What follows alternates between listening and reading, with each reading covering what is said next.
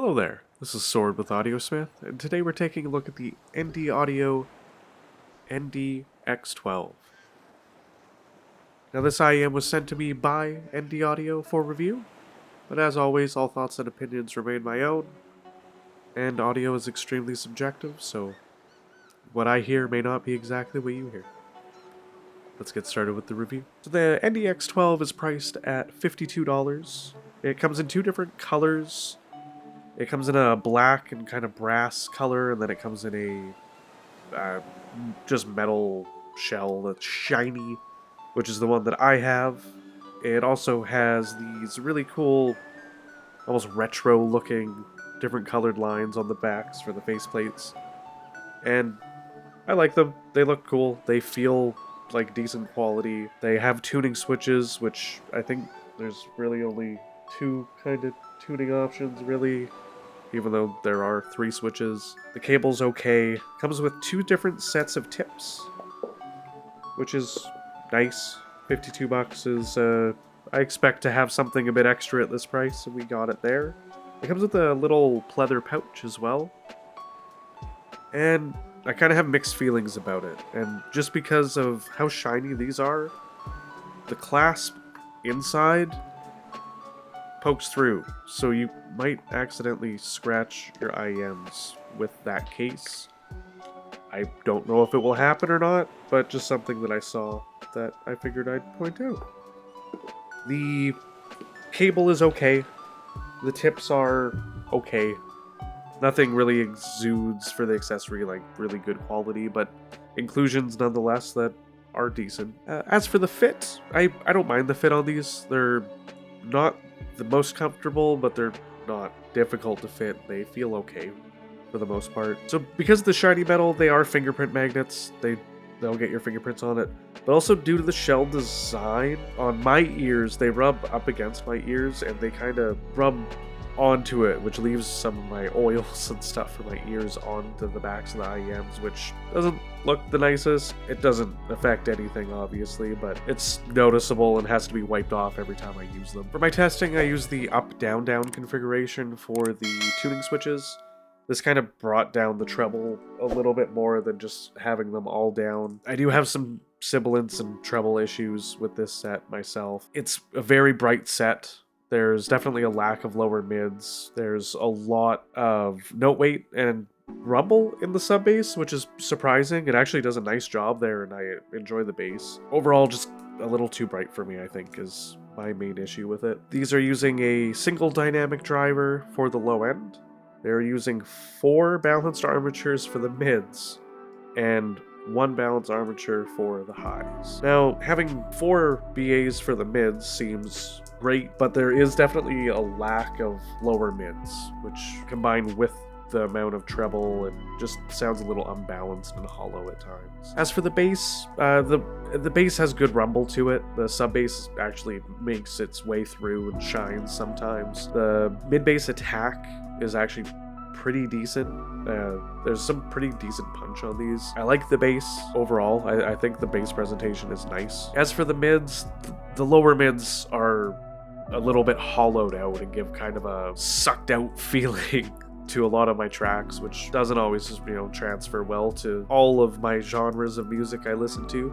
Some things it's okay, but black metal and stuff, it is kind of okay, but overall just a little bit not to my taste for my preferences. As for the mids, the lower mids are kind of sucked out and hollow. They're a little bit lifeless, I guess is how I would describe them. They're just sucked out of the songs, and you'll have guitars and stuff going on, and they're really pushed back and recessed, and the guitar solos, because the upper mids are so forwards, will kind of jump out at you, and they'll be forwards and sound good, but the lower mids kind of suck the general life out of a lot of tracks for me, which isn't my preference. The upper mids are quite more forwards and in your face, and they jump out quite a bit more at you, which is an interesting transition from how the lower mids sound to me. Just not my favorite presentation for mids myself. As for vocals, male vocals, like especially baritone vocals, seem to be kind of pulled back from the mix, and they're more recessed.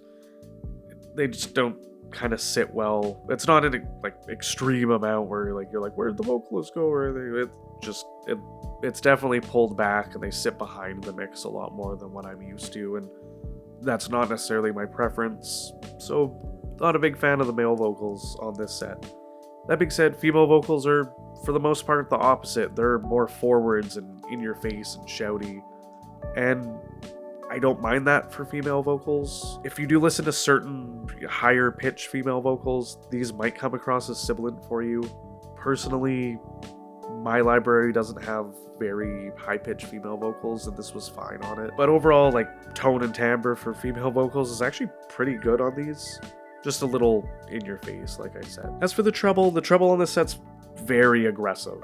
It's very forwards. It overrides most of everything that I go to listen to, which isn't great for me. I find it fatiguing. I can listen to about an album length, like 40-ish minutes, 45 minutes, and not have any fatigue, but if I kind of go beyond that, I start to have some issues, which just isn't the greatest. There definitely is some sibilance for me going on here, and that's using the more toned down treble as well, that setting on here.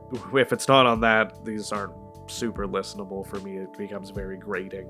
Cymbals are almost always splashy. Some things are just thrown right in your face. If you're looking for a super bright set, I think this would actually be doing a stellar job. I think it just doesn't fit my preferences here. As for the technicalities, for $52 that these are, I don't think they're doing anything special. They're okay, just okay. Soundstage is fairly intimate.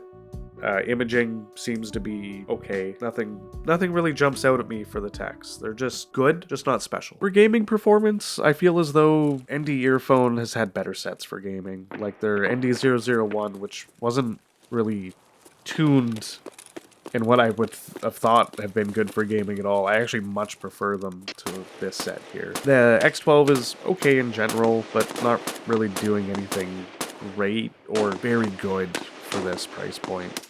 The soundstage and imaging could definitely be tighter, and I think because of the lack of presence in the lower mids, it's just not a great set, and I probably wouldn't recommend this for general gaming on, unless you were getting it to have a really bright set to try out or something. It's just not my favorite in that regard. For FPS gaming, Escape from Tarkov performed well. Most of the main audio cues in Tarkov are usually in the upper mids, treble, or the mid bass, and these are able to pick up on those sections, which was good.